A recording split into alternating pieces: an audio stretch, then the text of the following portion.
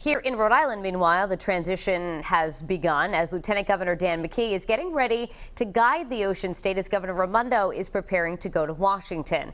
12 News reporter Steph Machado was with the Lieutenant Governor this morning as he was providing an update on the transition. She's live from Warwick with that update. Well, this was really a chance for Dan McKee to introduce himself to the public. He took a lot of questions from the press about where he stands on various issues facing Rhode Island. Of course, he says his top priority when he takes over as governor will be COVID-19 and vaccine distribution, but also he'll have the tough job of closing a potentially large budget deficit. He'll be tasked with creating that tax and spending plan for the next year, which he says he wants to get done by March 10th. Now, he held this event this morning at Cello's in Warwick. He says the Cello family went to high school with his dad. Of course, we know McKee has been known throughout his tenure as lieutenant governor as a big supporter of small businesses. So some symbolism there, holding his first event at a family-run Rhode Island chain.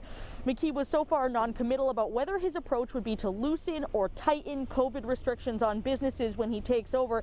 He said he'll let the science guide him. He did say testing and vaccines will hopefully help businesses stay open moving forward. And he says he wants teachers and school personnel to be prioritized for vaccines. I want every Rhode Island to know that the top focus for the coming weeks and months will be to beat the COVID-19 with a successful pandemic response and vaccine distribution. Every single one of our 39 cities and towns will be included in this effort as we move forward.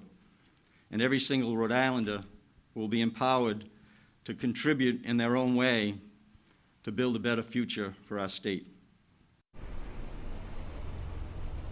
Now, McKee wouldn't get into specifics yet on whether he will keep in place some members of Governor Raimondo's cabinet, other than to say he's going to keep her COVID response team in place. But he says he's meeting with department heads. He met with State Police Colonel James Manny, and he doesn't expect major turnover, but of course he gets to pick his own cabinet members and his own team. Now, as for when this transition is actually going to happen, McKee said he's anticipating becoming governor around mid-February, but as we know, Governor Raimondo said yesterday she's going to stay the governor until the moment she is confirmed by the U.S. Senate.